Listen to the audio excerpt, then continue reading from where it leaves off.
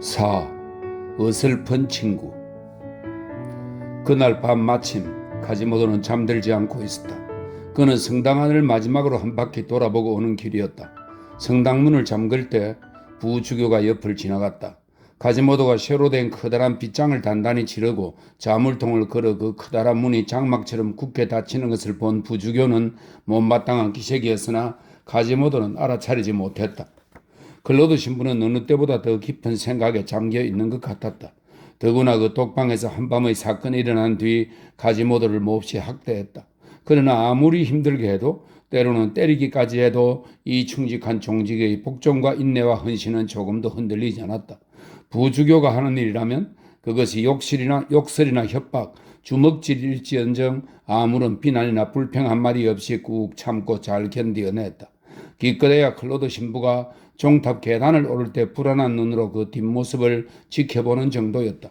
부주교 자신도 집시 처녀 앞에 다시 나타나기를 삼가고 있었다. 그런데 그날 밤 카지모도는 지금까지 마냥 버려둔 채 놔두었던 가련한 종들을 자클린이며 마리를 힐끗 바라본 뒤 북쪽 탑 꼭대기까지 올라갔다. 거기서 튼튼한 사각등을 홈통 위에 올려놓고 파리의 밤 풍경을 바라보았다. 앞서 말했듯이 밤은 매우 캄캄했다. 그때 파리는 외등이 없던 시절이었으므로 그저 잔잔하게 흐르는 센강 물결 위에 여기저기 끊긴 희미한 검은 덩어리들이 되비칠 뿐이었다. 불빛이라고는 멀리 떨어진 한 채의 건물창에 켜진 것 말고는 아무것도 없었다. 어두워서 어슴푸레하게 보이는 그 건물의 옆 얼굴은 생탕토한 성문 쪽 집들 지붕 위에 우뚝 솟아 있었다. 그곳에도 누군가가 잠들지 않고 있었던 것이다. 안개 낀 밤의 지평선 위를 휘몰아 보고 있던 애꾸는 종직이는 문득 말로 형언할 수 없는 막연한 불안감에 사로잡혔다. 며칠 전부터 그는 이렇게 불침번을 쓰고 있었는데 언제나 흉측한 얼굴을 한 사나이들이 성당 주위를 서성거리며 처녀의 은신처를 살피는 것이 눈에 띄었기 때문이다. 그는 불행한 처녀에 대해 어떤 음모가 꾸며지고 있음을 직감적으로 알아차렸다. 사람들이 자신에게 그러하듯 그녀에게도 정오심이 쏠려 머지않아 무슨 일이 일어날 것만 같았다. 그래서 그는 종탑 위에 붙어 서서 망을 보았다. 라블레이 말 맞다나 꿈속에서도 꿈을 꾸는 종로 위에서 독방과 파리를 번갈아 둘러보고 한 마리의 충성스러운 개처럼 마음속에 수만 가지 걱정을 품은 채 철통 같은 경계를 하고 있었다. 자연은 하나의 보상으로 그에게 뛰어난 시력을 주었다. 그것은 카지모도에게는 모자라는 다른 기관의 거의 전부를 대신할 수 있을 정도였다. 그는 하나뿐인 눈으로 이 큰 도시를 살펴보다가 갑자기 눈이 번쩍 뜨였다. 저게 뭘까? 비에유 펠르트리 강둑 쪽에서 무언가가 덕실거리고 있지 않은가? 흰 강물 위에 검게 떠오른 난간선이 다른 강 기슭선처럼 고정 것이 아니라 강물처럼 파도치고 있는데 그것은 마치 행진해가는 군중의 머리처럼 보였다. 그로서는 이해할 수 없는 광경이었다. 그는 더욱 집중하여 바라보았다. 그 움직임은 시태 쪽으로 오는 듯 했다. 하지만 불빛은 보이지 않았다. 그 움직임은 한동안 강둑 위에서 계속되다가 이윽고 섬 안으로 들어오는 듯 조금씩 흘러들다가는 마침내 완전히 멈추어 서서 보이지 않게 되었다. 강둑 난간선은 다시 쏟아지고 아무런 움직임도 보이지 않았다. 카지모도가 혼자 이 생각 저 생각 온갖 추측을 하다 지쳐갈 즈음 노트르담 정면과 직각으로 시탄에 뻗어있는 성당 앞들 거리에서 그 움직임이 다시 나타나는 것이 보였다. 그리고 칠흑 같은 어둠 속에서 행렬의 선두가 거리로 들어가는가 싶더니 순식간에 군중이 밀어닥치는 게 보였다. 그것이 한때의 군중이라는 것 말고는 아무것도 알 수 없었다. 참으로 무시무시한 광경이었다. 그 괴상한 행렬은 짙은 어둠 속에 형체를 감추려고 매우 조심하고 있었을 뿐 아니라 소리조차 내지 않으려 더욱 신경 쓰고 있는 것 같았다. 아마 발소리 정도는 났을 테지만 귀머거리 카지모도에게는 들려오지 않았다. 군중이 바로 그의 곁에서 움직이고 있음에도 그 형체만 으슴푸레하게 보일 뿐 아무 소리도 듣지 못했다. 그에게는 죽은 자들의 무리가 연기에 휩싸여 있는 것처럼 보였다. 인간으로 가득한 안개가 자기를 향해 다가오는 듯 했고 또 다른 그림자 속에서 또 다른 그림자가 움직이고 있는 것 같기도 했다. 그러자 카지모도에게 조금 전 느꼈던 공포가 되살아났다. 집시 처녀를 데려가려 한다는 생각이 들었다. 희미하기는 하지만 무언가 급박한 사태가 벌어지려 하고 있음을 느꼈다. 이런 위기에 맞닥뜨리자 둔한 그의 머리로서는 좀처럼 생각해낼 수 없을 것 같은 이성이 재빨리 움직였고 여러 가지 궁리를 했다. 저 집시 처녀를 깨워야 할까? 도망치게 할 것인가? 그렇다면 어디로 가야 하지? 거리는 포위되었고 성당 바로 뒤는 강이다. 배도 없고 출구도 없다. 할 수 있는 일은 오직 한 가지. 구원의 손길이 올 때까지 노트르담 대성당 문 앞에서 싸우다 죽거나 아니면 혹시라도 구하러 와주는 사람이 있다면 그때까지 저항하는 거다. 에스메랄다가 잠에서 깨지 않게 하자. 어차피 죽을 바에는 저 불행한 아가씨를 언제 깨우든 늦지는 않겠지. 이렇게 결심하고 나자 카지모도는 오히려 차분해져서 어둠을 헤치고 쳐들어온 적들의 움직임을 침착하게 살피기 시작했다. 그들은 시시각각 성당 앞들로 모여들고 있었는데 매우 조심스럽게 행동하여 거의 소리를 내지 않고 있었다. 그것은 광장 안 주택의 창문들이 여전히 닫혀 있는 것으로 미루어 짐작할 수 있었다. 그때 갑자기 한 줄기 빛이 번쩍하더니 순식간에 7, 8개 횃불이 한꺼번에 켜지고 불꽃이 흔들리면서 머리 위로 그것들이 움직이기 시작했다.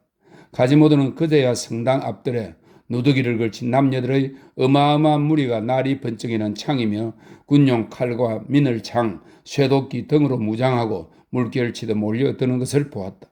여기저기 새카만 갈퀴들이 그 끔찍한 얼굴들에 비치고 있었다.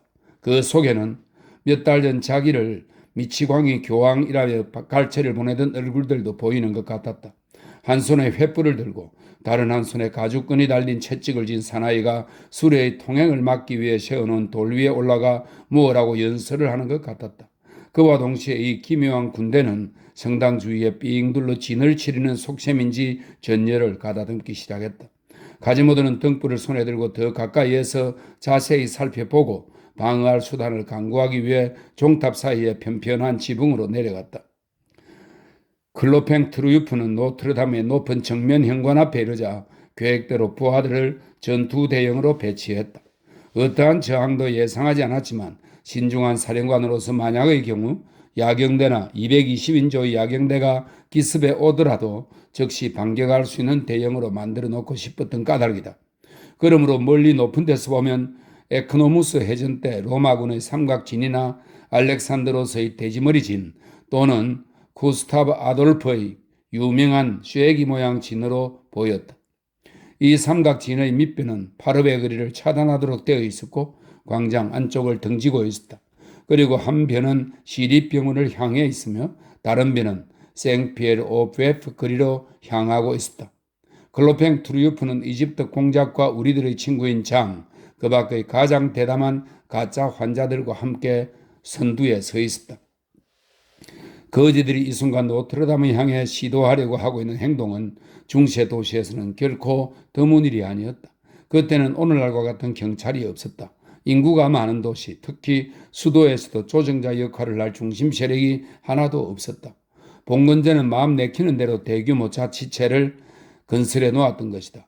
하나의 도시는 수천을 헤아리는 영지들의 집합체였고 그들은 그 영주를 갖가지 형태와 크기를 지닌 구역으로 분할해 놓았다. 그로 인해 많은 경찰들은 서로 반목했으므로 경찰이 없는 거나 마찬가지인 셈이었다. 이를테면 파리에서는 영주권을 요구하는 141명의 영주와는 따로 위로는 105개의 도로를 가지고 있던 파리 주교로부터 아래로는 4개 도시를 지배하는 노트르담 대샹 수도 원장에 이르기까지 재판권과 영주권을 가진 영주가 25명이나 있었다. 이 모든 봉건적 재판권자들은 명목상으로만 국왕의 군주권을 인정하고 있었을 뿐 모두가 도로행정권을 갖고 제멋대로 휘둘렀다. 루이 11세는 대규모 봉건제도 조직을 무너뜨리기 위해 끈기 있게 노력을 기울였고 그 뒤를 이은 리슐리에와 루이 14세는 주권 강화를 도모했으며 미라보는 마침내 이 사업을 완성하여 민중의 이익을 도모하기에 이른다. 루이 11세는 파리에 그물망처럼 둘러쳐져 있는 영주권을 타도하려고 도시 전체에 걸쳐 두세 차례 강경하게 경찰령을 발표한 적이 있었다. 1465년에는 주민들에게 밤이 되면 반드시 창을 촛불로 밝히고 개를 집안에 묶어두라고 명했으며 만일 위반할 때는 교수형에 처한다는 명령을 내렸다. 또 같은 해의 저녁에는 도로를 철책으로 차단하고 밤에 거리에서는 당금이나 흉기류를 휴대하지 못한다는 명령을 내렸다. 그러나 얼마 못 가서 이 모든 법은 폐지되었다. 시민들은 창가의 촛불이 바람에 꺼져도 다시 켜지 않았고 개들이 길거리에서 어스렁거려도 내버려 두었으며 철책은 계엄령 때만 치게 되었고 흉기 휴대 금지령도 쿠퍼 필 거리라는 이름을 쿠퍼 고르주 거리로 바꾸어 놓은 것 말고는 아무런 변화도 가져오지 못했다. 앞에 거리는 입을 자르는 거리이고 뒤에 거리는 목을 자르는 거리라고 설명되어 있습니다. 하지만 그럼에도 이것은 분명 하나의 발전이었다. 봉건제도 아래서의 재판에 관한 옛 골조는 여전히 있었고 영주의 재판소와 장군들의 막대한 권력은 도시 내에서 서로 충돌하고 엉키고 뒤섞이고 엇갈리고 얽혀 들고 있었다. 야경대와 순경, 야경대 감시, 비밀 야경대 등은 아무리 많아도 쓸모없는 헛것으로 그들이 보는 앞에서도 흉기를 손에 들고 강도질이며 약탈, 폭동이 거리낌 없이 저질러지고 있었다. 그러므로 이렇게 어지러운 가운데 인구가 조밀한 지역에서 천민의 일부나 궁궐과 관청, 저택을 습격하는 것은 결코 드문 사건이 아니었다. 그런 경우에 이웃 사람들은 약탈이 자기네 집에까지 이르는 경우가 아니면 굳이 사건에 끼어들지 않았다. 그들은 화성총 소리가 들려오면 귀를 막고 그 창을 닫고 출입문에 방어벽을 치고는 야경돼야 오든 말든 싸움이 해결되기만을 발장 끼고 기다릴 뿐이었다. 그리고 이튿날이 되면 파리에서는 간밤에 에티엔 바르베트의 집에 강도가 들었다거나 클레로망 원수가 당했다 등의 소문이 나돌았다. 그러므로 루브르나 팔레, 바스티유, 토르네르 같은 왕의 처소뿐 아니라 퍼티 부르봉이나 상스 저택, 앙굴렘 저택 같은 영주들의 저택마다 벽에는 총안이 있고 문 위에는 돌을 쏟아내기 위한 좁은 틈새가 있었다. 성당들은 신성한 곳이라는 이유로 도둑들의 손에서 벗어나 있었다. 개중에는 방어가 풀려있는 곳도 있었으나 노트르담 대성당은 그렇지 않았다. 생제르맹-데-프레 수도 원장의 저택은 마치 제후의 성처럼 총안을 뚫어놓았고 그의 집에서는 총보다 대포를 만드는데 더 많은 구리쇠를 소비하고 있었다. 1610년에도 여전히 그 수도원의 성체를 볼 수 있었지만 오늘날에는 성당만이 겨우 남아 있을 뿐이다. 여담은 그만하고 노트르담 대성당으로 돌아오자. 클로팽 트루유프의 1차 배치가 끝나자 설명입니다. 거지들은 훈련이 잘 되어 있었다는 것과 클로팽의 명령이 조용하게 그리고 놀라울 만큼 정확하게 실행되었음을 말해두겠다. 클로팽 트루유프의 1차 배치가 끝나자 이 훌륭한 대장은 성당의 광장벽에 올라가 노트르담을 들여다보고 횃불을 흔들면서 거칠고 신 목소리로 외쳤다. 바람에 흔들리고 쉴 새 없이 연기에 가려지고 나는 그의 횃불 빛에 성당의 불거스름한 정면 현관은 눈앞에서 보였다 사라졌다 하고 있었다. 파리의 주교이자 최고재판소 판사인 루이 드 보봉에게 튀니스의 왕이자 거지 대왕이며 거지 왕국의 국왕 바보들의 주교인 나 클로팽 트루유프가 말하노라. 우리의 누이 동생은 만이라는 억울한 누명을 쓰고 너희 성당으로 피신했다. 너는 그녀를 보호하고 은신처를 내줌이 마땅하다. 그러나 최고재판소는 그녀를 다시 잡아가려 하고 더구나 너는 그것에 동의했다. 만약 하나님과 거지들이 없다면 그녀는 내일 그레브 광장 교수대에 이슬로 사라질 것이다. 그래서 우리가 주교인 너희 앞에 왔다. 너희 대성당이 신성하다면 우리의 누이 역시 신성하다.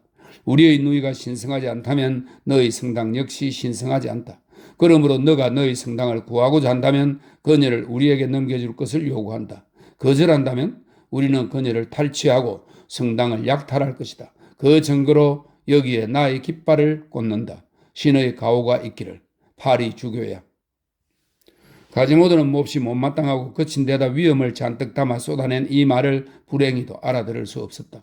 한거지가 클로팽에게 군기를 건네자 그는 그것을 거드름을 피우며 두 돌 사이에 세웠다. 그것은 작살이었으며 갈퀴에는 피가 흐르는 썩은 고기 한 토막이 매달려 있었다. 그 일을 마치자 튀니스의 왕은 돌아서서 자기 군대를 휘둘러 보았는데 그들은 용맹한 자들로서 눈초리가 날카로운 창끝처럼 빛나고 있었다. 잠시 사이를 두었다가 그가 소리쳤다. 진격하라 투사들아. 맡은 바 임무를 다해라. 이제부터 시작이다. 탄탄하고 굳세 보이는 팔다리를 가진 대장장이처럼 생긴 사나이들 30명 정도가 망치와 장돌이, 쇠막대 등을 어깨에 메고 앞으로 나섰다. 그들은 성당 앞쪽으로 걸어나가 계단을 오르더니 쇠망치와 지렛대를 이용해 문을 부수기 시작했다. 그 뒤를 이어 한때의 거지들이 몰려들어 그들을 거들거나 지켜보고 있었다. 정면 현관의 11단짜리 계단은 사람으로 가득 메워져 버렸다. 그러나 문은 매우 튼튼했다. 이런 우라질, 얼마나 튼튼한지 꿈쩍도 않는구나. 한 사람이 투덜거렸다. 문짝도 나이를 먹어서 연골까지 굳어버린 거야. 다른 사람이 말했다. 모두들 힘내라. 글로팽이 이 말을 여러 번 했다. 성당지기가 잠을 깨기 전에 우리의 누이를 데리고 나오는 것은 물론 재단을 털어라. 어때? 자물쇠는 부셔졌나? 순간 글로팽은 자기 뒤쪽에서 울리는 어마어마한 소리에 놀라 말을 중단해야 했다. 그는 뒤를 돌아보았다. 거대한 대들보 하나가 하늘에서 떨어져 성당 계단에 있던 거지 12명 정도가 깔렸다. 대들보가 대포 같은 소리를 내며 돌길 위로 다시 튀어오르면서 거지들의 다리를 부러뜨리고 있었으므로 무리는 일제히 비명을 지르며 사방으로 흩어졌다. 순식간에 성당 앞들 좁은 공간은 텅 비어버렸다. 정문현관 깊숙한 아치 밑에 있어서 그다지 위험하지 않았던 자들까지 놀라 달아나 버렸고 글로팽 자신도 성당에서 멀찍이 물러났다. 큰일 날 뻔했군. 장이 소리쳤다. 바로 내 옆으로 바람을 가르며 떨어져 내렸어. 젠장, 피에르 라소메르가 당해서 이 불안당들에게 대들보와 더불어 얼마나 큰 놀람과 공포가 덮쳤는지는 아무리 해도 설명할 길이 없다. 그들은 잠시 아무 말도 하지 못하고 멍하니 하늘만 바라본 채 2만 명의 왕실 친위대의 습격보다 더 무서운 그 대들보 공격을 떠올리며 떨고 있었다. 젠장, 이건 아무래도 마법인 것 같아. 이집트 공작이 중얼거렸다. 아무래도 저 큰 대들보를 던진 건 틀림없이 달림이야. 앙드리르 루주가 말했다. 달림이 성모 마리아의 친구라는 말이 맞는 것 같아. 프랑스와 상트 푸페엔이 말했다. 젠장, 니놈들은 어쩜 그렇게 똑같이 바보 같으냐? 글로팽이 소리쳤다. 그러나 어떻게 해서 그런 일이 벌어졌는지는 그 역시도 설명할 수 없었다. 대들보가 떨어져 내린 성당 정면 위쪽에는 아무것도 보이지 않았다. 횃불도 위쪽 높은 데까지 빛이 닿지는 않았기 때문이다. 육중한 대들보는 성당 앞들 한가운데 누워있고 그것에 맞아 돌깨다 모서리에서 백가죽이 찢어진 사나이들의 고통스러운 신음소리가 들려왔다.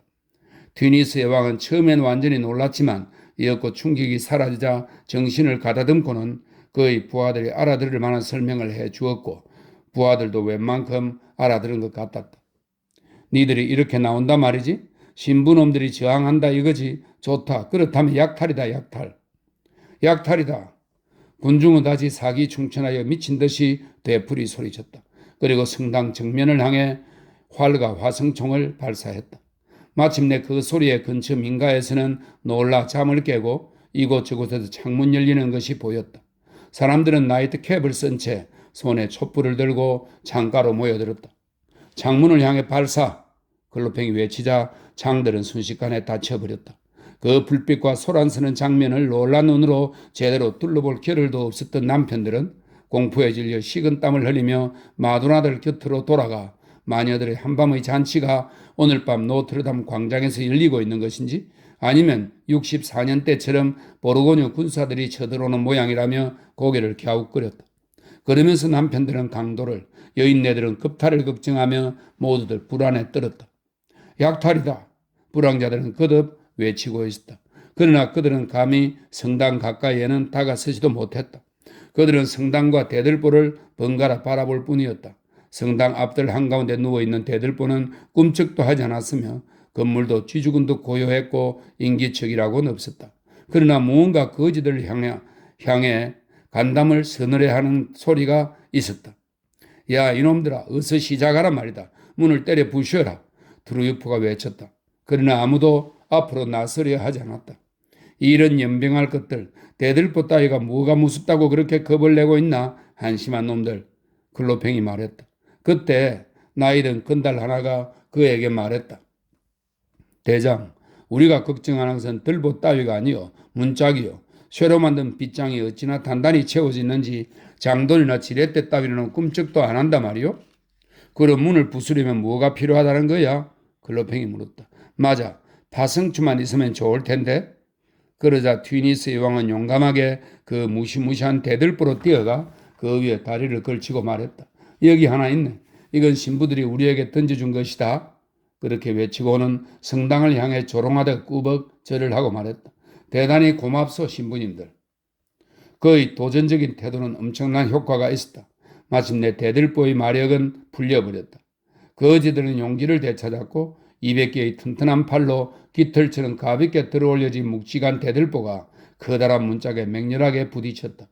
거지들의 횃불이 만드는 희미한 불빛 속에서 수많은 사람이 대들보를 한꺼번에 쳐들고 내달려 성당 문짝에 들어박는 장면은 마치 수천 개의 발이 달린 한 마리의 괴물이 고개를 숙인 채 돌이 된 육중한 거인을 공격하는 것 같았다. 대들보로 한 번씩 칠 때마다 반점 금속으로 되어 있는 문짝이 거대한 북처럼 울렸다. 문은 부서지지 않았으나 성당 전체가 흔들리고 진동했으며 건물 안쪽 깊은 곳으로부터 신음하는 듯한 소리가 들려왔다. 동시에 커다란 돌멩이들이 성당 정면 위쪽에서 공격군들의 머리 위로 소나기처럼 쏟아져 내렸다. 체기랄 이거야 원. 종탑들이 제 난간을 흔들어 떨기라도 하는 건가? 장이 외쳤다.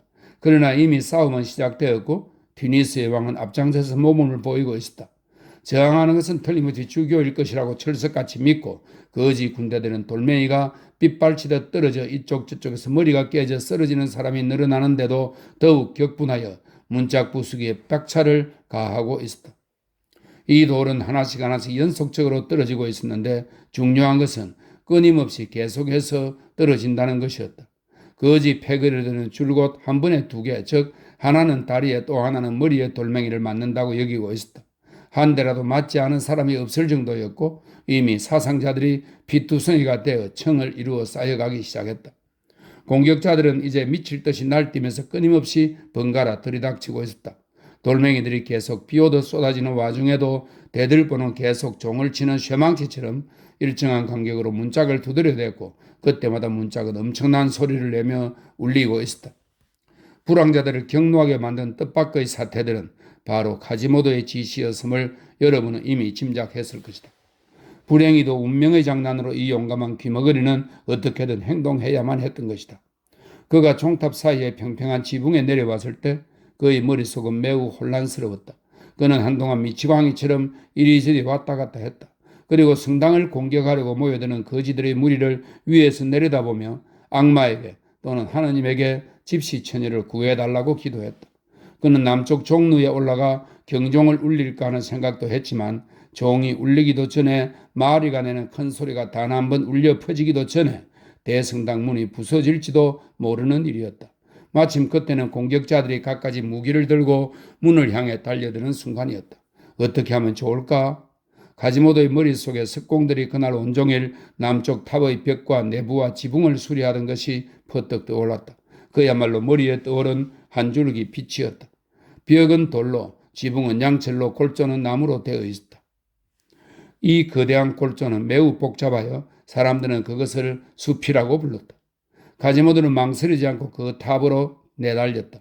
아래쪽에 있는 방에는 역시 갖가지 건축 재료들이 잔뜩 쌓여 있었다. 그곳엔 잘게 잘라낸 돌들이 산더미처럼 쌓여 있었다. 뿐만 아니라 함석, 두루마리며 오리목 다발, 잘게 쪼갠 늘반지 묶음, 톱으로 키워놓은 튼튼한 들보, 자갈틈에서 쌓여있는 훌륭한 무기고였다. 사태는 급박하게 돌아갔다. 아래쪽에서는 연신 지렛대와 쇠망치가 움직였다. 위태롭다고 느낀 그는 여느 때보다 더 큰 괴력을 발휘하여 대들보 하나를 채광창으로 내보낸 뒤 종탑 밖에서 다시 그것을 붙잡아 지붕 난간의 기퉁이로 굴려와서는 10년을 겨누어 떨어뜨렸다. 그 거대한 목재는 50m 높이에서 떨어지면서 벽을 깎고 조각상을 부수며 마치 혼자서 돌아가는 풍차의 날개처럼 허공을 뱅글뱅글 돌았다. 그 시커먼 대들보가 마침내 땅바닥에 닿자 어마어마한 굉음을 내고는 돌길 위로 다시 한번 감겨져 올랐는데 그 모습이 먹이를 향해 튀어오르는 한 마리 뱀을 연상케 했다. 가지모도는 마치 아이들이 내뿜는 숨결에 재가 날아가듯 거지들이 떨어져 내리는 대들보에 맞아 뿔뿔이 흩어지는 것을 보았다. 가지모도는 그들이 놀란 것을 다행으로 여겼다. 그들이 하늘에서 떨어진 들보를 미신적인 눈으로 바라보고 화살이나 총을 쏘아 정면 현관에 있던 성자 석상의 눈을 맞추어 파내거나 하는 사이 은밀하게 자갈과 돌멩이와 석재 그리고 석공들의 연장 포대에 이르기까지 앞서 들보를 날린 난간 가장자리에 쌓아 올리고 있었다. 그리하여 거지들이 다시 문을 공격하기 시작했을 때 돌멩이가 빗발치듯 쏟아져 내려 마치 성당이 그들 머리 위로 무너져 내리는 것처럼 생각하게 되었다. 그때 만약 하지못의 얼굴을 보았다면 누구든지 몹시 겁이 났을 게 분명하다. 난간 위에 탄환으로 쌓은 것과는 별도로 그의 지붕 위에도 돌멩이를 산더미처럼 쌓아두었다. 바깥 난간 가장자리에 쌓은 석재가 다 떨어지자 무더기에서 집었다. 수도 없이 엎드렸다 일어났다 하면서 그야말로 믿어지지 않을 정도의 활약을 펼쳤다. 가지모도의 커다란 머리가 난간 위에서 아래를 내려다 보기만 하면 큼지막한 돌이 한 개 또 한 개 떨어졌다. 간혹 굉장한 돌이 아래로 떨어지는 것을 외눈으로 내려보다가 그것이 멋지게 명중하여 상대를 죽이면 그는 승리감에 도취되어 쌤통이다. 중얼거렸다. 그러나 거지들도 쉽사리 꺾이지는 않았다. 그들이 끈질기게 공격하던 두꺼운 문짝은 장정들 100여 명의 힘이 가시된 떡갈나무로 된 파성초의 무게에 벌써 20차례 이상 크게 흔들리고 있었다. 대문의 널빤지는 삐걱거리고 조각된 장식도 산산이 부서지고 돌적이는 칠 때마다 배목 위에서 벌쩍벌쩍 뛰어오르고 널판은 모양이 뒤틀리고 나무는 철근 사이에서 가루가 되어 조각조각 부서져 나갔다. 가지모도에게 그나마 다행스러운 것은 문짝에도 나무보다 쇠로 된 부분이 더 많다는 사실이었다. 그러나 그는 대문이 흔들리는 것을 느끼고 있었다. 귀에 들리지는 않았지만 파성초의 타격이 한 번씩 가해질 때마다 성당 지하실과 그의 내장으로 그 소리가 메아리 쳤다. 그는 그 집회들이 의기양양하여 건물 정면을 향해 날뛰며 주먹질하고 삿대질하는 것을 탑 위에서 내려다 보면서 머리 위를 날아가는 부엉이의 날개가 집시처녀와 자신에게 없는 것을 한탄했다. 그가 아무리 소나기처럼 돌멩이를 열심히 퍼부어도 공격군들을 무찌르기에는 역부족이었다. 그렇게 조바심을 내고 있는 동안 거지 패거리들을 겨냥하여 돌을 던지던 그 난간보다 좀 더 아래쪽에 돌로 된 기다란 빗물바지 홈통 2개가 대문 바로 위를 지나고 있는 것을 보았다. 그 홈통의 안쪽 구멍 끝이 지붕의 돌바닥에 닿아 있었다. 무덕 한 가지 묘안이 떠올랐다. 그는 종지기의 다락방으로 달려가 나무가지 한 다발을 가져와서 그 위에 많은 오리목과 함석 2마리를 올려놓았다. 이것은 지금까지 쓰인 적 없는 새로운 탄약이었다. 이 장작 다발을 2개의 홈통 구멍 앞에 잘 배치한 다음 등불로 불을 지폈다. 그러는 사이 돌멩이가 더 이상 떨어지지 않자 거지들은 위를 올려다 보기를 그만두었다. 그들은 마치 멧돼지를 굴속으로 몰아내는 사냥개처럼 헐떡거리면서 대문 주변에 모여들었는데 대문은 파성초로 완전히 우그러졌으나 아직 넘어지지 않고 서 있기는 했다. 그들은 몸을 떨면서 결정적인 타격을, 그 대문에 구멍을 뚫게 할 최후의 일격을 기대하고 있었다. 대문이 열리면 그 풍요로운 대성당 안으로 3세기의 재물과 보화가 쌓인 그 방대한 창고 안으로 먼저 뛰어드는 공을 세우려고 서로 앞다투어 가까이 다가서고 있었다. 그들은 기뻐 날뛰고 욕망의 고함을 질러대며 서로에게 상기시켜주고 있었다. 그 아름다운 은 십자가들이며 금빛 찬란한 법복들, 주홍빛 아름다운 묘비들, 호화로운 물건들, 눈에 부신 성가대석의 그 호화 찬란함, 그리고 휘황찬란한 성탄절, 햇빛에 빛 반짝이는 부활절, 성유물 용기함과 촛대와 성체함과 성괴, 성유물함들이 금과 다이아몬드로 이루어진 껍질처럼 제단들을 울퉁불퉁하게 만들고 있는 그 모든 장엄한 것들을, 확실히 그런 대단한 순간에 촉새들과 약골들, 앞잡이들과 떨거지들은 집시처녀의 행방보다는 노트르담의 약탈에 몰두하고 있었을 것이다. 오히려 그들 대부분에게 에스메랄다의 구출은 하나의 핑계에 지나지 않는다는 것은 말할 나위도 없다. 그들이 있는 힘을 다해 결정적인 타격을 가하려고 숨을 죽이고 근육을 긴장시켜 마지막으로 한 번 더 밀어붙이기 위해 파성추 주위로 몰려든 바로 그때 갑자기 조금 전에 커다란 대들보에 맞아 죽어간 이들의 비명보다 더 무시무시한 비명이 그들 한가운데서 터져나왔다. 비명을 지르지 않는 사람, 즉 아직까지 목숨이 붙어있는 사람들은 눈을 홉떴다. 2줄기의 난물이 건물 꼭대기에서부터 사람들이 가장 밀집해 있는 곳으로 쏟아져 내리고 있는 것을 목격할 수 있었다. 구름처럼 모여있던 사람들은 녹아 흐르는 금속 액체에 뒤덮여 잠기고 말았다. 부글부글 끓어 녹아 흐른 금속 액체가 닿은 지점에는 흰 눈밭에 뜨거운 물을 부었을 때처럼 군중 속에 2개의 커다란 구멍이 뚫려 있었다. 그곳에는 온몸이 절반쯤 타서 고통에 몸부림치는 빈사 상태의 사람들이 꿈틀거리고 있었다. 금속 액체 줄기에서 튀어나간 무서운 액체 방울들은 밀고 들어오는 사람들 위로 산산이 흩어져 마치 불꽃에 달군 송곳처럼 그들의 머리뼈를 뚫었다. 그 무거운 불은 가련한 불황자들에게 숱한 우박 덩어리를 퍼부어 주고 있었던 것이다. 죽어가는 이들의 비명은 가슴을 찢을 듯이 비통했다. 대담한 사람이나 급이 많은 사람이나 다들 대들보를 시체 위에 팽개치고는 혼비백산하여 달아나 버렸다. 성당 앞들은 다시 텅 비었다. 사람들은 모두 성당 위쪽을 올려다보았다. 그들에게는 희한한 광경이 보였다. 중간 부분의 장미창보다도 높은 가장 높은 곳의 회랑 꼭대기에서 불길이 새빨갛게 타오르고 있었고 그 커다란 화염은 두 개의 종로 사이로 소용돌이치는 불꽃을 날리고 있었다. 불길은 미친 듯이 타오르고 있었는데 그로 말미암아 바람이 일어나 때때로 나무 조각이 연기에 휩싸여 날아오르는 것이었다. 그 화염 아래, 즉 잉글불이 된 클로브 모양 조각이 있는 어두운 난간 아래서 괴물의 아가리처럼 생긴 두 개의 홈통은 쉴 새 없이 뜨거운 비를 토해내고 있었다. 은색으로 빛나는 그 빗물의 흐름이 홈통 주둥이에서 떨어져 나와 어둠에 잠긴 건물 정면 아래를 향해 흘러내려갔다. 액체가 된 두 줄기 납은 지면에 가까이 가면서 물뿌리개의 숱한 구멍에서 뿜어져 나오는 물줄기처럼 고개 숙인 이삭처럼 퍼져나갔다. 그 불꽃 위로 거대한 탑 두 개가 솟아있고 그 탑의 한쪽 면은 새카맣고 다른 한쪽 면은 빨갛게 보였는데 하늘까지 비치는 어마어마하게 큰 그림자로 인해 더욱 크게 보였다. 이 종탑들에 새겨진 수많은 악마와 용의 조각물들은 그림치간 형상을 하고 있었다. 너울거리는 불꽃 때문에 마치 조각상이 살아서 움직이는 것처럼 보였다. 구렁이들은 웃고 이무기들은 울부짖고 불도마뱀들은 불 속에서 신음하고 용들은 연기 속에서 재채기를 하는 것 같았다.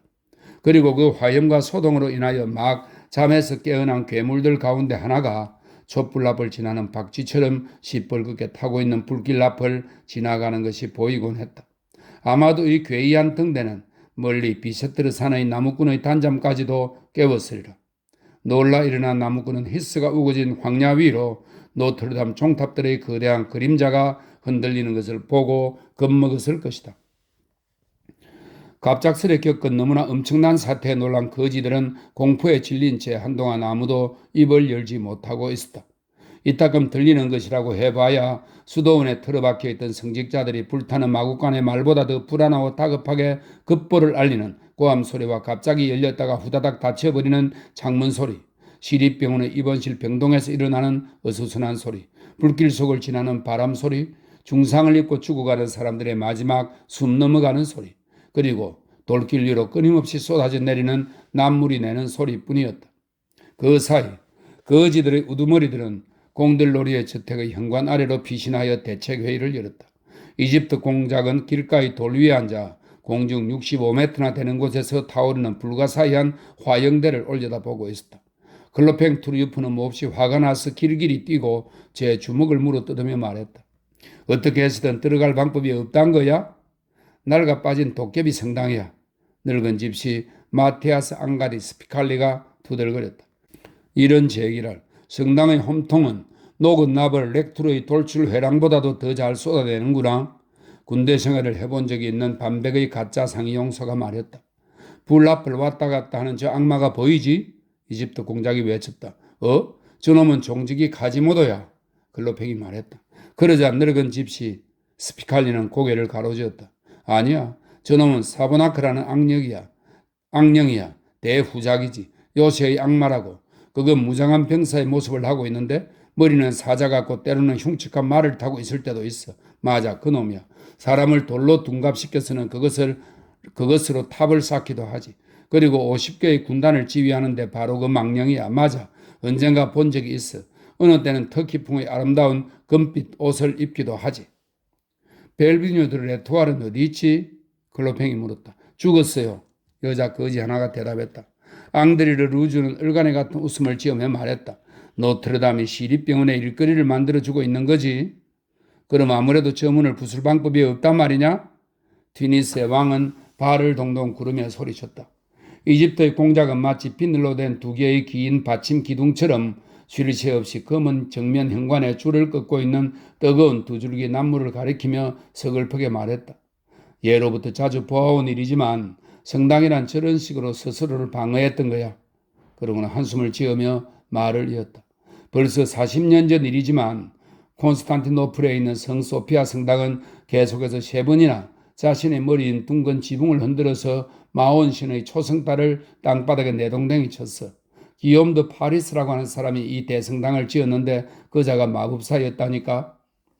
그럼 한길의 거지들처럼 손가락이나 빨면서 물러가는 수밖에 없단 말이야?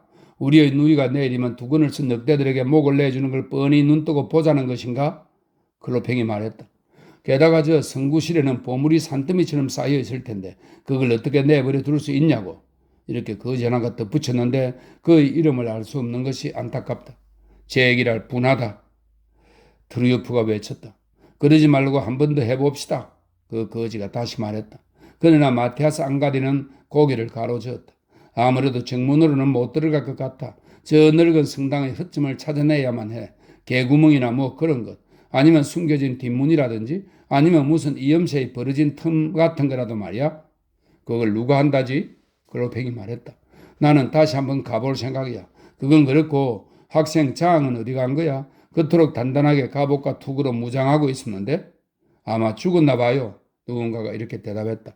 그 녀석 웃음소리가 들리지 않는 걸 보니 말입니다. 디니스의 왕은 눈살을 찌푸리며 말했다. 그거 참 해석한 일이로군. 그렇게 튼튼한 갑옷을 입고 있었는데 게다가 꽤 쓸만한 녀석이었는데 말이야. 그런데 피에르 그랭구아르 선생은 어디 있지?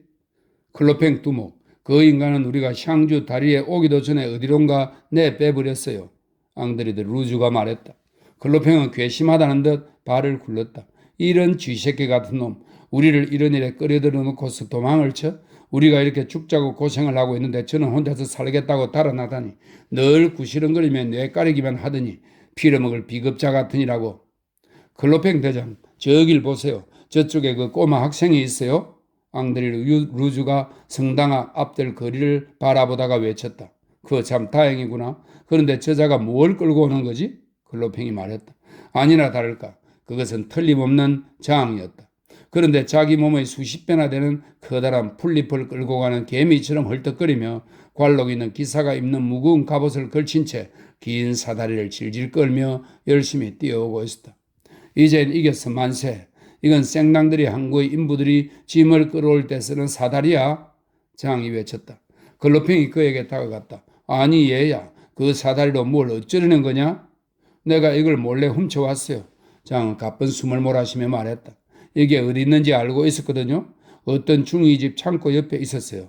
그 집에 내가 사귀는 계집애가 사는데 그 애는 나를 큐피드만큼이나 미남인 줄 안답니다. 이 사다리를 넣기 위해 그 여자애를 이용했죠. 하하. 그 어리숙한 계집애가 속옷바람으로 나와서 문을 열어주더라니까요. 그래? 그런데 이걸로 뭘 하려고 그러는데? 클로팽이 다시 물었다. 장은 무슨 꿍꿍이가 있는 듯한 또 자신만만한 표정으로 그를 바라보고는 손가락을 캐스트네처럼 튕겨 딱 소리를 냈다. 그의 모습은 제법 그럴듯해 보이기까지 했다. 머리에는 투구를 쓰고 있었는데 머리 꼭대기에 괴이한 장식이 달려있는 15세기 특유의 것으로 한때 그런 장식으로 적을 놀라게 했던 투구들 가운데 하나였다. 그 투구는 쇠로 된 주둥이 같은 것이 10개나 거꾸로 서 있어서 호메로스에 나오는 네스토리의 배와 그 무시무시한 10개의 뿔을 갖춘이라는 형용 문구와 겨룰 수도 있을 정도였다. 내가 이걸로 뭘 하려는 거냐는 말씀이죠. 트위니스 전하, 저쪽 정면 현관 위에 얼간이 같은 얼굴을 한 조각상 3개가 나란히 있는 것이 보이죠? 그래서 저건 프랑스 역대 왕들의 회랑이랍니다. 그게 어쨌다는 거야? 클로팽이 물었다. 좀 들어보세요. 저 회랑 끝에 문이 하나 있는데 그건 빗장이 아니면 잠그지 못해요. 하지만 이 사다리로 거기까지 올라가기만 하면 대성당 안으로 쉽사리 들어갈 수 있다 이겁니다. 그러냐? 그럼 나를 먼저 올려다오. 아니요, 그건 안 되죠, 두목님. 이건 내 사다리예요. 내가 먼저 올라간 다음에 차례대로 따라오세요. 이런 우라질놈, 모가지를 확 비틀어버릴까 보다. 클로팽이 투덜거리며 말했다. 난 말이야, 어떤 놈도 나보다 앞서는 꼴은 못 본다고. 그럼 클로팽 두목님, 가서 사다리를 하나 구해 오시죠. 장은 그렇게 내뱉고는 사다리를 끌고 광장 한가운데를 달리며 소리쳤다. 다들 나를 따르라. 곧이어 눈 깜짝할 사이에 사다리가 연문에 있는 회랑 난간에 걸쳐졌다. 거짓대는 다시금 분기 충천하여 떠들썩하게 환호성을 내지르며 사다리에 오르기 위해 몰려들었다. 그러나 장은 자기 권리를 주장하며 사다리의 가로대에 제일 먼저 발을 올려놓았다. 사다리로 꼭대기까지 오르는 길은 꽤 멀었다. 프랑스 역대 왕의 회랑은 오늘날 그 높이가 돌바닥으로부터 약 20m 정도에 이르는데 그 시절에는 정면 출입구에 11개의 계단이 있어서 그 높이가 더욱 높았다. 장은 무거운 갑옷 때문에 움직임이 자유롭지 못했는데 한 손에는 활을 쥐고 다른 한 손으로는 사다리를 잡고 오르기 시작했다. 중간쯤 올랐을 때 그는 계단을 메우고 있는 거지 왕국 병사들의 시신을 우울한 눈으로 내려다 보았다. 아, 가련하도다. 말 그대로 일리아스 제5편을 방불케 하는 시체의 산이로구나. 이렇게 중얼거리면서 연신 사다리를 올랐다. 거지들도 그의 뒤를 따라 오르고 있었다. 사다리의 가로장마다 거지들이 한 명씩 매달려 있었다. 갑옷을 입고 줄을 지어 어둠 속으로 사다리를 오르는 그 뒷모습은 마치 강철 비늘이 달린 뱀이 성당벽에 붙어서 기어오르는 것 같았다. 더욱이 장이 맨 앞에서 휘파람을 불어대고 있어서 더욱 그렇게 보였다. 마침내 장이 회랑 발코니에 도착했다. 거지들의 환호와 박수갈채를 뒤로 하고 그는 회랑 안으로 가뿐하게 건너뛰었다. 이렇게 성체를 정복한 기쁨에 넘쳐 소리를 지르던 장이 갑자기 돌처럼 굳어져 그 자리에 우뚝 서버렸다. 왕의 석상 뒤 어둠 속에서 가지모도가 눈을 번뜩이며 숨어있는 것을 본 것이다. 두 번째 척구병이 회랑 안으로 발을 들여놓기도 전에 이 무시무시한 곱추는 말없이 사다리의 머릿결로 뛰어가 그 우악스런 손으로 양 끝을 잡는 것 같더니 어느새 벽에서 떼어서는 위에서 아래까지 거지들이 다닥다닥 달라붙어 있는 기다란 사다리를 모든 사람들이 비통한 외마디 절규를 질러대는 가운데 잠깐 흔들었다. 그러더니 초인적인 힘을 써서 사람이 줄줄이 달라붙은 사다리를 광장을 향해 밀어버렸다. 세상 없이 배짱이 두둑한 사람이라도 가슴이 두방방이질 치는 그런 순간이었다. 뒤로 밀쳐진 사다리는 잠시 동안 똑바로 선 채 머뭇거리는 것처럼 보였는데 어느새 비틀비틀 흔들리기 시작하더니 갑자기 반지름 25m 정도의 커다란 홀을 그리며 사람들을 주렁주렁 매단 채 쇠사슬이 끊긴 도개교보다도 더 빠르게 돌바닥으로 넘어졌다. 한순간 엄청난 아비규환의 소리가 일었으나 그것은 그리 오래가지 않았고 중상을 입은 몇몇 사람들이 가엾게도 시신더미 속에서 엉금엉금 기어나와 도망쳤다. 처음 시작할 때의 승리의 함성도 어디론가 사라지고 포위군들 사이에서는 고통과 분노의 아우성이 터져나왔다. 그러나 카지모도는 태연하게 난간에 팔꿈치를 꿰고 서서 그 광경을 바라보고 있었다. 그 모습은 마치 바람에 머리를 나부끼며 창가에 서 있는 늙은 왕 같았다. 장 프롤로는 그야말로 쥔태양난의 위태로운 상황에 처해 있었다. 그는 25m 이상 되는 깎아지른 벽으로 친구들과 격리된 채 회랑 안에 그 끔찍한 종지기와 단둘이 남겨졌다. 카지모도가 사다리를 집어 던지는 사이 그는 도망칠 구멍을 찾아 뒷문으로 달려갔다. 그러나 소용없었다. 그 문은 열려있지 않았다. 카지모도가 회랑으로 들어올 때 이미 잠가 놓았기 때문이다. 장은 왕의 석상 뒤에 몸을 숨기고 숨을 죽인 채 겁에 질려 괴물 같은 곱추를 지켜보고 있었다. 그 광경은 마치 동물원지기의 아내에게 구애하는 사나이가 어느 밤 여인을 만나러 왔다가 담을 잘못 뛰어넘어 무시무시한 불공과 마주친 딱 그 꼴이었다. 처음에는 카지모도도 장이 있는 것을 알지 못했으나 이윽고 뒤를 돌아보더니 갑자기 몸을 도사렸다. 장이 있는 것을 알아차린 것이다. 장은 당장 맹렬하게 공격당할 것을 각오했으나 뜻밖의 귀머거리는 꼼짝도 하지 않고 장이 있는 쪽으로 돌아와 서서는 가만히 바라보기만 했다. 야, 귀머거리, 왜 한심에 못 봐주겠다는 그런 눈으로 날 보는 거냐? 그러면서 이 젊은 노름꾼은 몰래 강철 활을 쏠 채비를 했다. 야, 카지모도, 이제부터는 별명을 바꿔주지. 널 분별 없는 놈이라 불러주마. 그가 소리쳤다. 동시에 화살이 활 시위를 떠났다. 날개 달린 화살은 바람을 가르는 소리를 내며 날아가 카지모도의 왼쪽 팔뚝에 꽂혔다. 카지모도는 파라몽 왕이 입은 찰과상만큼도 놀라지 않았다. 그는 팔에 꽂힌 화살을 잡아 뽑더니 자기 무릎에 대고 뚝 부러뜨렸다. 그리고 두동강 난 화살을 바닥에 던졌다기보다는 그냥 툭 떨어뜨렸다. 그러나 장은 다시 활을 쏠 겨를이 없었다.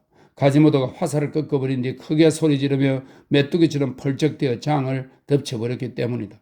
그 순간 장의 갑옷은 벽에 부딪혀 납작하게 찌그러져 버렸다. 그러자 횃불이 일렁거리는 어슴푸레한 빛 속에서 무시무시한 광경이 보였다. 가지모도는 왼손으로 장의 두 팔을 잡고 있었는데 장은 이미 살아있다는 느낌이 없었으므로 버둥거리지도 않았다. 가지모도는 오른손으로 아무런 말도 없이 그리고 불쾌할 정도로 천천히 장의 무장을 하나씩 해체하기 시작했다. 칼, 단도, 투구, 갑옷, 팔바지 등등을 하나씩 자기 발 아래 던졌다. 마치 원숭이가 호두 껍데기를 벗기듯이 가지모도는 장의 쇠 껍데기를 하나씩 바닥으로 내던졌다. 장은 이 무시무시한 손에 걸려 무기를 빼앗기고 입고 있던 옷이 벗겨져 벌거숭이가 되자 귀머거리에게 애원을 해볼 생각은 않고 그의 얼굴을 향해 뻔뻔스럽게 웃기 시작했다. 그리고 16살짜리 청년답게 태연하고도 순박한 태도로 유행가를 부르기 시작했다. 아름다운 옷을 입고 있었지. 강불의 거리는 마라팽이 그 도시를 약탈하였다네. 그러나 그의 노래는 끝까지 이어지지 못했다. 가지모도가 회랑 난간 위에 서서 한 손으로 그의 발을 잡고는 투석기처럼 10년 위에서 빙글빙글 돌렸다. 그리고 순식간에 뼈로 만든 상자가 벽에 부딪혀 박살나는 듯한 소리가 들리더니 무언가 떨어지기 시작했다. 그것은 떨어지다가 3분의 1쯤 되는 지점에 있는 건물의 한 돌출부에서 멈추었다. 허리는 부르짖어 두동강이 나고 머리 뼈가 터져버린 시체가 되어 한동안 그곳에 걸려 있었다. 공포의 비명이 거지들 속에서 일어났다. 원수를 갚자. 글로팽이 외쳤다. 해치우자. 군중이 호응했다. 쳐들어가자. 돌격이다 돌격. 무슨 고함 소리가 이어졌는데 온갖 나라말과 시골말 사투리가 섞인 엄청난 아우성이었다. 가련한 학생의 죽음을 본 군중이 광분하여 날뛰어댔다.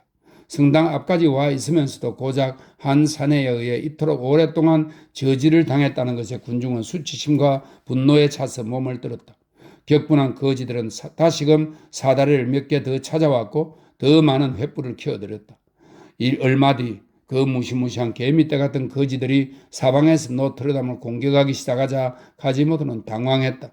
사다리가 없는 자들은 매듭이 있는 밧줄을 이용했고 밧줄이 없는 자들은 조각물이 튀어나온 부분을 붙잡고 성당 벽을 기어올랐다. 또한 그들은 서로의 누더기에도 매달렸다. 가지모도의 험상궂은 얼굴만으로는 본물처럼 밀려닥치는 대군에 저항할 수 있을 것 같지 않았다. 그들의 악에 받친 표정들은 분노로 붉게 번쩍거리고 흑빛 이마에는 땀이 번들거렸으며 눈은 광기로 빛나고 있었다.